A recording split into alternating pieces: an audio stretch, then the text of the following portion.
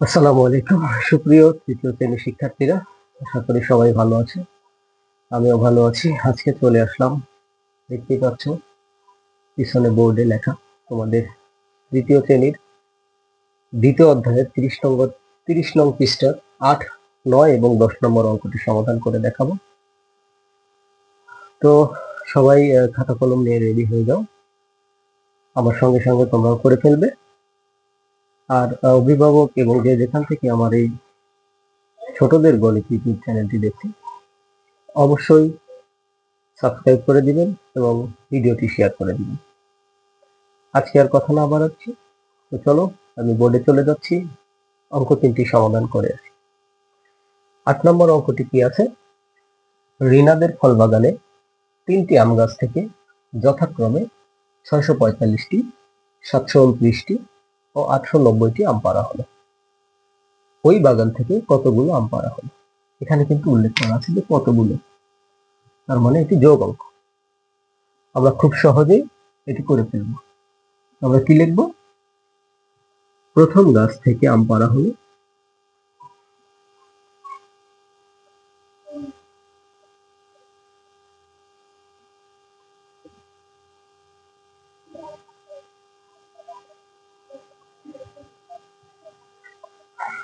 645টি।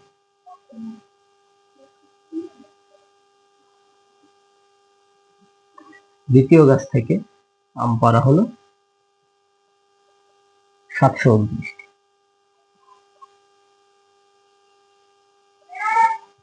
তৃতীয় গাছ থেকে, মানে 3টি গাছ রয়েছে ওই বাগানে, ওই বাগান থেকে 3টি গাছ থেকে কি পরিমাণ আম পাড়া হয়েছে সেগুলো আমাদের যোগ করে দেখাতে হবে। তো তৃতীয় গাছে 890টি আম পাড়া হলো, 890টি। আমরা সবগুলো লিখে ফেললাম, টান দিয়ে যোগ করে দিব। আর এখানে আমরা লিখবো ওই বাগান থেকে কতগুলো আম পাড়া হলো, তাহলে লিখবো যে মোট আম পাড়া হলো, যোগ হবে 9 আর 5 14 4, হাতে থাকে 1 আসলো 9 এর মধ্যে 10, 10 2 12, 12 আর 4 কত হয়? 16। এই হলো 16 6, এতে কিন্তু আবারও 1 থাকলো, ওই 1 আসলো 8 এর মধ্যে, তাহলে হলো 9, 9 আর 7 কত? 16, 16 আর 6, 16 আর 6 কত? 22।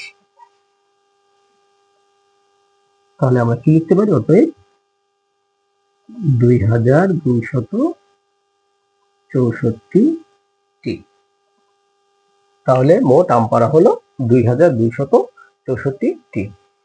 ক্লিয়ার ভাবে বুঝতে পেরেছো? আমি আবারও বলছি, 3টি গাছ থেকে আম পাড়া হয়েছে।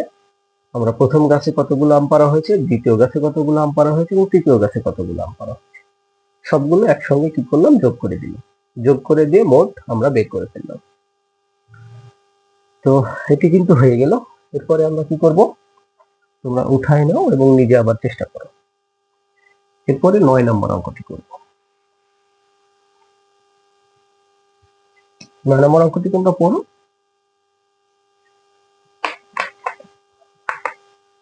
9 নম্বর অঙ্কটি আছে, একটি নার্সারিতে 725টি গোলাপ, 840টি জবা ও 945টি গাঁদা ফুলের চারা আছে। ওই নার্সারিতে কতগুলো চারা গাছ আছে? এটাও যোগ। তাহলে আমরা লিখে ফেলবো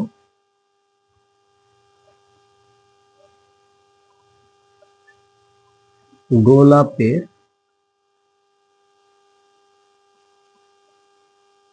চারা গাছ আছে 725টি।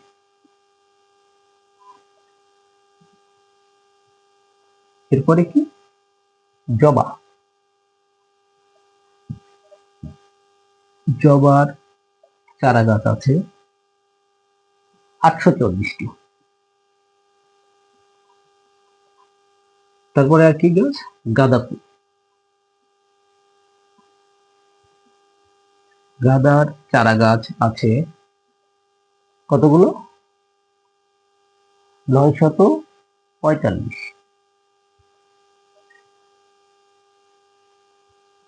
এটা এরকম ভাবে টান দিয়ে দিন। যেহেতু যোগ, এরপরে আমরা লিখবো যে ওই নার্সারিতে কতগুলো চারা গাছ আছে। লিখবো মোট চারা গাছ আছে 5।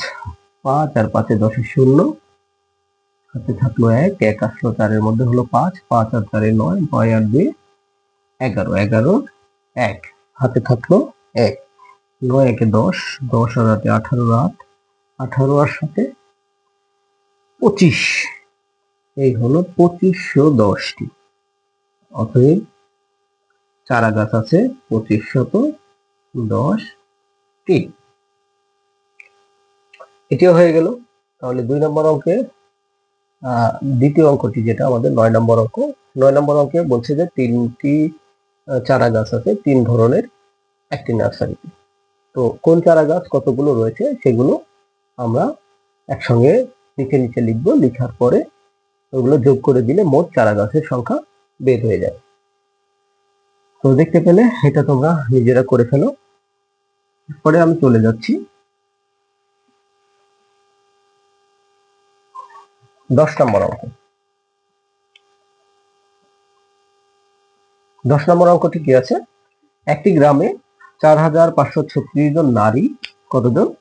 4536 জন নারী ও 4879 জন পুরুষ বাস করেন। ওই গ্রামে মোট কতজন লোক বাস করে? তার মানে মোট মানে আবার যোগ। তাহলে আমরা কি করব? লিখে ফেলি। ওই গ্রামে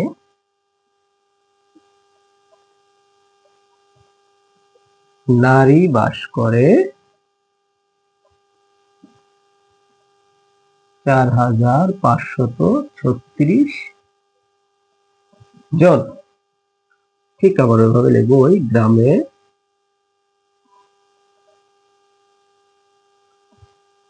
পুরুষ বাস করে 4879 জন। সব মিলায় মোট। তাহলে লিখতে হবে যে অতএব মোট বাস করে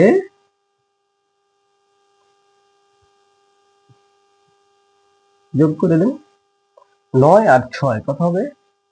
15 5, হাতে থাকলো 1, 1 আসলো 7, 7 হলো 8, 8 আর 3 11, 1 হাতে কিন্তু আবারও 1 থাকলো, 1 আসলো 8 এ 9, 9 আর 5 14, 4 হাতে থাকলো আবারও 1, 1 আসলো 4 এ 5, 5 আর 4 এ 9, তাহলে কত হলো? 9415। মানে অতএব 9415 জন বাস করে।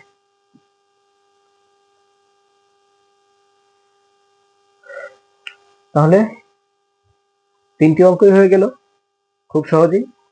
আমি আগেই বলেছি ভয় পাওয়ার কোনো কারণ নেই। তো আজকে এ পর্যন্ত রাখছি। দেখা হচ্ছে আবার আরেকটি ক্লাসে, যেখানে এর পরের অঙ্কগুলো সমাধান করব। সে পর্যন্ত সবাই সুস্থ থাকবে, ভালো থাকবে। আর যে যেখান থেকে আমার এই ভিডিওটি দেখছেন অবশ্যই সাবস্ক্রাইব করে দিবেন আমার চ্যানেলটি এবং ভিডিওটি শেয়ার করে দিবেন। ওকে, ধন্যবাদ। আল্লাহ হাফেজ।